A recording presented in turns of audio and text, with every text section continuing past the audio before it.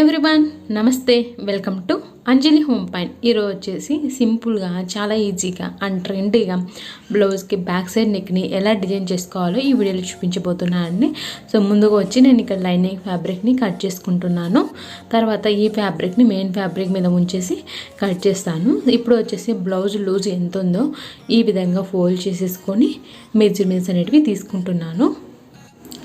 బ్లౌజ్కి బ్యాక్ సైడ్ని వీడియోలో చూపించినట్లు ఇలా మనం పట్టుకొని బ్లౌజ్ లూజ్ని మెజర్మెంట్ చేసుకోవాలి. సో బ్లౌజ్ క్లోజ్ వచ్చేసి నా సైడ్ ఉంది, ఓపెన్ సైడ్ వచ్చేసి ఆపోజిట్ ఉంది.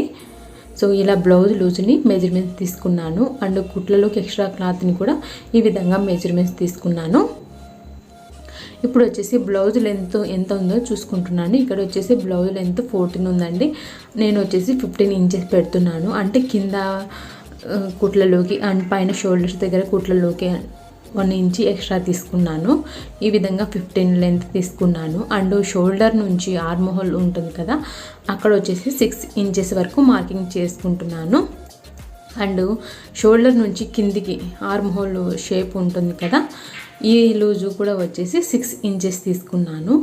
సో పైన 6 ఇంచెస్ అండ్ కింద కూడా 6 ఇంచెస్ తీసుకున్నాను. సో ఎవరికైనా సరే అండి ఈ మెజర్మెంట్స్ ఈక్వల్గా ఉంటాయన్నమాట. పైన ఇక్కడ 6 ఇంచెస్ ఉంది కదా, ఈ లూజ్ కూడా 6 ఇంచెస్ అనేది ఉంటుందన్నమాట. సో కొంతమందికి 5.5 ఉంటుంది. సో అప్పుడు ఏం చేస్తామంటే పైన షోల్డర్స్ నుంచి ఆర్మ్ హోల్ దగ్గరికి కూడా 5.5 తీసుకుంటాము. ఇక్కడ నేను వచ్చేసి బ్లౌజ్ బ్యాక్ నెక్ ఉంది కదా, అది విడ్త్ వచ్చేసి 2.5 తీసుకున్నాను. అంటే కుట్లలోకి అంతా వెళ్ళేసరికి కొంచెం డీప్గా వస్తుందన్నమాట. అందుకే కొంచెం కుట్లలోకి సహా అనేసి మార్కింగ్ చేసుకున్నాను. అండ్ బ్యాక్ నెక్ కింది సైడ్ వస్తుంది కదా, ఈ కింద కూడా ఇలా 5.5 దగ్గర మార్కింగ్ చేసుకున్నాను. ఇది వచ్చేసి 5.5 ఉంటుందండి. సో ఈ మెజర్మెంట్స్ అన్నీ కూడా నేను ఆల్రెడీ బ్లౌజ్ తీసుకొని దాన్ని బట్టి మార్కింగ్ చేసుకున్నాను. సో ఇప్పుడు నేను డాట్స్ మార్కింగ్ చేసుకున్నా కదా, ఈ డాట్స్ అన్నిటిని కూడా స్కేల్ తీసుకొని ఈ విధంగా లైన్స్ లాగా డ్రా చేసుకుంటున్నాను. ఆర్మ్ హోల్ నుంచి లూజు అనమాట ఈ విధంగా. అండ్ కింద లూజు అండ్ కుట్లలోకి ఎక్స్ట్రా క్లాత్ పెట్టుకున్నాను కదా, అవి రెండు కూడా మనకి ఈజీగా ఐడెంటిఫై చేసుకోవడం కోసము ఈ విధంగా మార్కింగ్ చేసుకున్నాను. అండ్ బ్లౌజ్ బ్యాక్ నెక్ ఇప్పుడు డ్రా చేసుకుంటున్నాను అండి. నేను విడ్త్ వచ్చేసి 2.5 తీసుకున్నాను కుట్లలోకి సహా.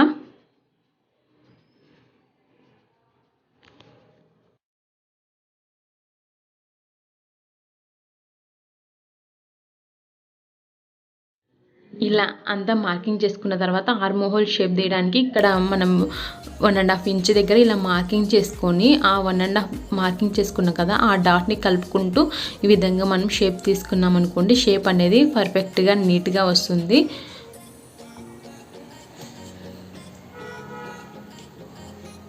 సో ఇప్పుడు మార్కింగ్ చేసుకున్నా కదా, ఆ మార్కింగ్ లైన్స్ అమ్మడి కట్ చేసుకుంటున్నాను.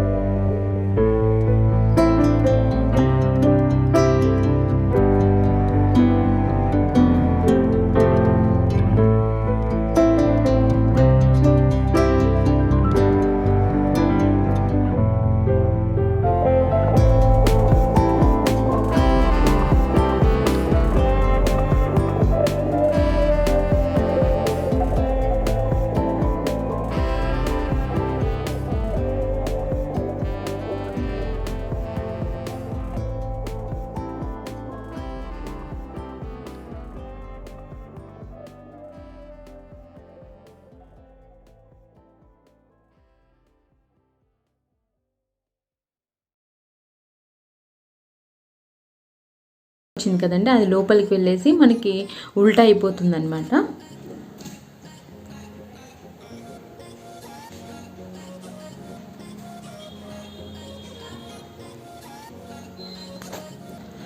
ఇక్కడ వచ్చేసి హాఫ్ పట్టు క్లాత్ తీసేసుకొని నేను లైనింగ్ ఫ్యాబ్రిక్ 2 అటాచ్ చేసేసుకున్నాను.